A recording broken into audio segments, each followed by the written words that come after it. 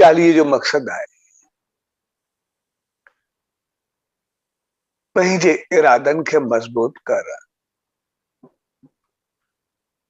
पंहिंजे जीवन खे अहिड़ी बहितर राह ॾिय जेका असांजो जीवन बणिजी वञे।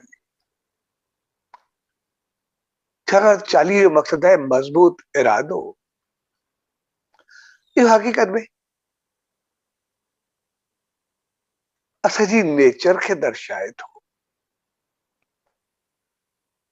त असां इंसान जेके बि आहियूं जेकॾहिं तहे दिल, नियत ऐं लगन सां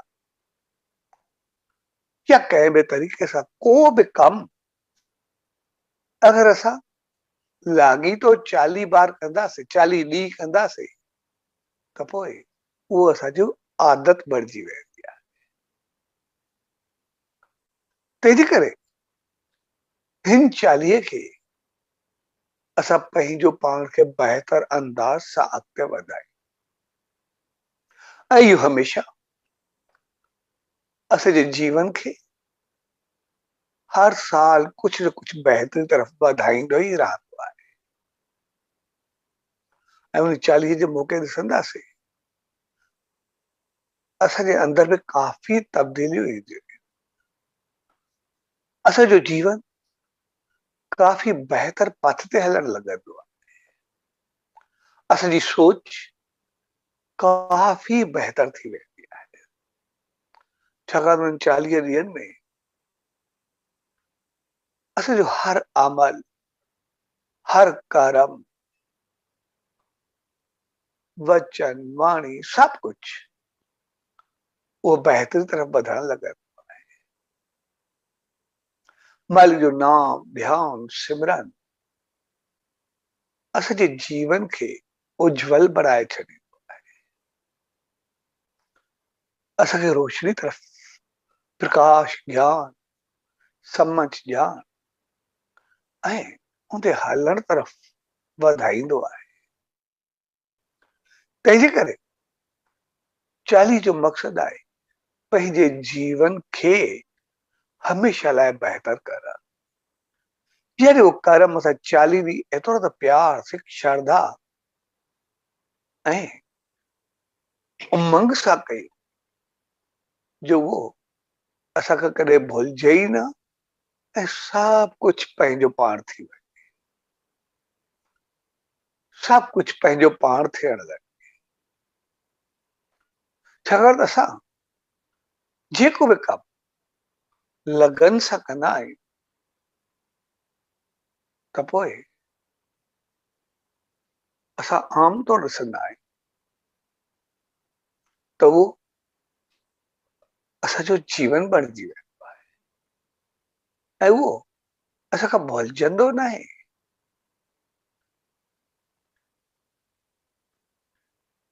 असां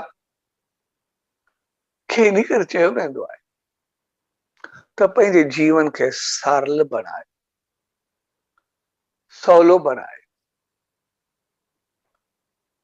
ऐं आध्यात्मिकता या रूहानियत, नेम, ध्यान, सिमरन, सत्कर्म खे उनखे बि असां ॾुखियो न सम्झूं, बिल्कुलु आसान सवलाई सां वठूं।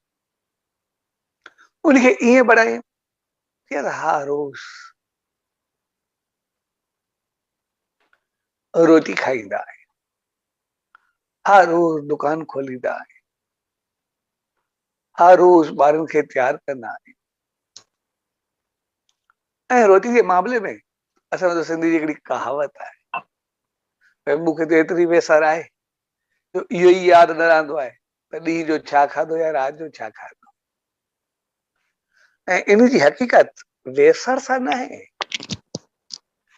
इन जी हक़ीक़त असांजी आदत सां आहे। छाकाणि असांखे रोटी जी एतिरी आदत पइजी वई आहे जो असांखे यादि ई न हूंदो आहे असां कंहिं महिल खाधीसीं। नाश्ते जो वक़्तु थींदो आहे असां खाई छॾींदा आहियूं, मंझंदि जी महिल पंहिंजो पाण पहुची वेंदा आहियूं ऐं राति जो चङे नमूने खाईंदा आहियूं। असां हर रोज़ 3 दफ़ा रोटी खाईंदा आहियूं, पर कॾहिं यादि कोन्हे हूंदी।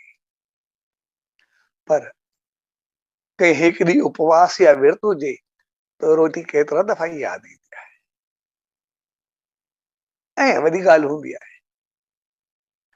त जंहिं वक़्तु रोटी जी महल करी वेंदी आहे या गुज़री वेंदी आहे, पोइ चवंदा आहियूं असीं बुखी मरी वई। हाणे रोटी बुख लॻी, असां खाधीसीं बि न, ऐं बुख मरी बि वई, कीअं थींदो? असां गाॾी ते वञूं पिया, पेट्रोल ख़तम थी वियो, पेट्रोल विझायोसीं बि न, ऐं टैंकी भरजी पई वई, कीअं थींदो? हक़ीक़त में असांखे हर रोज़ 3 दफ़ा जेका खाइण जी आदत पइजी वई, जॾहिं उहा महाल थी, असांखे उन टाइम सतायो, आदत सतायो। मुंहिंजी रोटी जी महाल थी वई आहे, हाणे छा कयां? असांखे बुख न सतायो, उन आदत सतायो, ऐं उहो टाइम गुज़री वियो, बस उहा आदत जी महाल ई न रही त बुख कीअं रहंदी? त साॻे नमूने सां 40 ॾींहं जॾहिं सभु कम लगातार कोई बि बहितर कमु कंदा आहियूं, त उहा ॼण सॼी आदत पइजी वई। ऐं उहा आदत अहिड़ी थी वञे जीअं रोटी वांगुरु असांखे पतो ई न पवे, पंहिंजो पाण थी वञे। नेम, ध्यान, सिमरन, सतकर्म, चङाई, पूजा, आरती, जेको बि कुझु असां कंदा आहियूं, मालिक जी धुन सां, चालीसा, जेको बि कुझु कंदा आहियूं, सभु कुझु पंहिंजो पाण थियण लॻे। ऐं जॾहिं सभु कुझु थियण लॻंदो, पंहिंजो पाण सुकून ऐं शांतीअ अचण लॻंदी। ऐं वरी जेतिरो में उमंग ऐं उत्साह हूंदो, असां ओतिरो बहितर अंदाज सां कंदासीं, उहो चङे नमूने कंदासीं। तंहिंजे करे उन उमंग ऐं उत्साह बि असांजो तहिड़ो ई हुअणु खपे।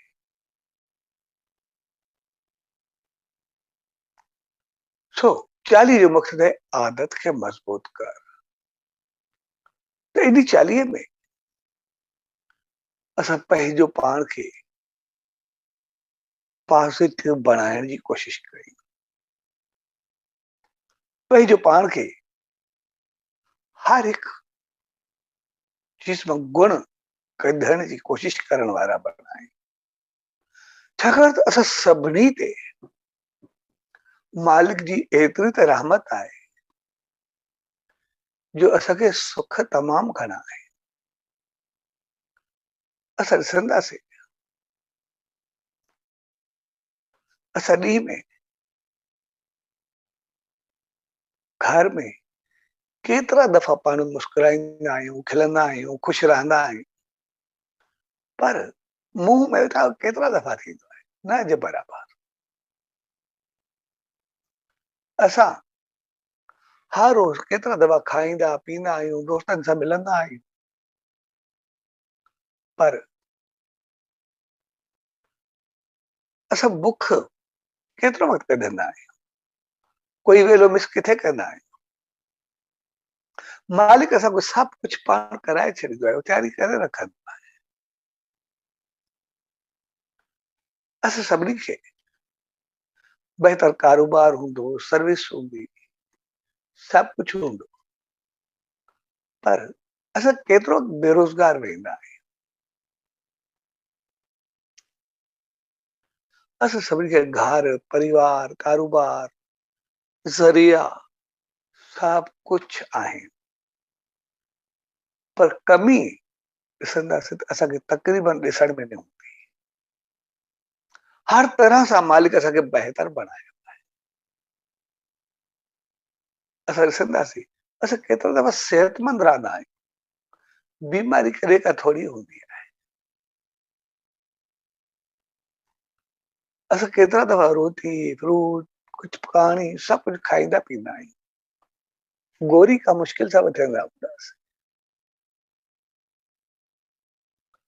तंहिंजे करे असांखे मालिक चङाइनि सां, ख़ुशियुनि सां, बहितरुनि सां असांखे तमामु घणो निवाज़ियो आहे, पर जे बावजूद असां पंहिंजो पाण खे बिल्कुल कमजोर महसूस करना, पंहिंजो पाण खे दुखी महसूस करना, पंहिंजो पाण खे परेशानी महसूस करना, उनजो कारण सिर्फ़ इहो हूंदो आहे, छाकाणि त असां थोरी थोरी नेगेटिव चीज़ खे वठंदा आहियूं। पर जेकर उन सच्चे साईं जे वचननि वांगुरु असां पंहिंजो पाण खे ॾिसंदासीं त हक़ीक़त में असां उन सफ़ेद ड्रेस वांगुरु आहे, जेका पूरी असांखे पहिरियल आहे, पर असीं नज़र सिर्फ़ कंहिं टुॿके ते वेंदी आहे जिते सॼी अछाण असां विञाए वेंदा आहियूं। सिर्फ़ हिकिड़े सॼे टुॿके खे वेही रहंदा आहियूं, जीअं सच्चे साईं चयो, ऐं पंहिंजो सुकून विञाए छॾींदा आहियूं, शांती विञाए छॾींदा आहियूं, भलाई विञाए छॾींदा आहियूं, मालिक जी रहमत खे भुलिजी वेंदा आहियूं। तंहिंजे करे असां अहिड़े तुबके खे साफ़ करे छॾ त बाक़ी असां सभु चङा आहियूं, बहितर आहे। मालिक असां ते एॾी वॾी कृपा कई आहे, एॾी वॾी रहमत कई आहे, सिर्फ़ असां पंहिंजो पाण खे सिर्फ़ उन मां सुख वठण वारो बणाए, ख़ुशियूं पाइण वारो बणाए, बहितर थियण वारो बणाए। तंहिंजे करे हिन चालीहे में असां जो नेम ध्यान सिमरन पंहिंजी जेका बि आहे क्रिया उहा पूरी कंदासीं, पर असांजी कोशिशि हूंदी त हर चीज़ में पॉज़िटिव रहंदासीं, हर चीज़ मां गुण खणंदासीं। चालीहे में असां मुस्कुराईंदासीं, बहितर हलंदासीं, बहितर ॻाल्हाईंदासीं, बहितर सोचींदासीं, असां ॾिसंदासीं असां पंहिंजो पाण में थोरो जीअं बदिलाव आणींदासीं, चौधारी हिकिड़ी मुस्कान फैलिजी वेंदी। असांजो घर परिवार कारोबार दोस्त साथी माहौल सभु कुझु मुस्कुराइण लॻंदो, सभु कुझु महकंदो ॾिसण में ईंदो, सभु कुझु सुगंधित थी पवंदो। तंहिंजे करे असां हर हिकु मां गुण खणण जी कोशिशि कंदासीं, ऐं कोई अहिड़ी चीज़ हूंदी न आहे जंहिंमें गुण न हुजनि। जेकॾहिं चङाई न हुजे त पोइ कुदरत उनखे पैदा ई न करे।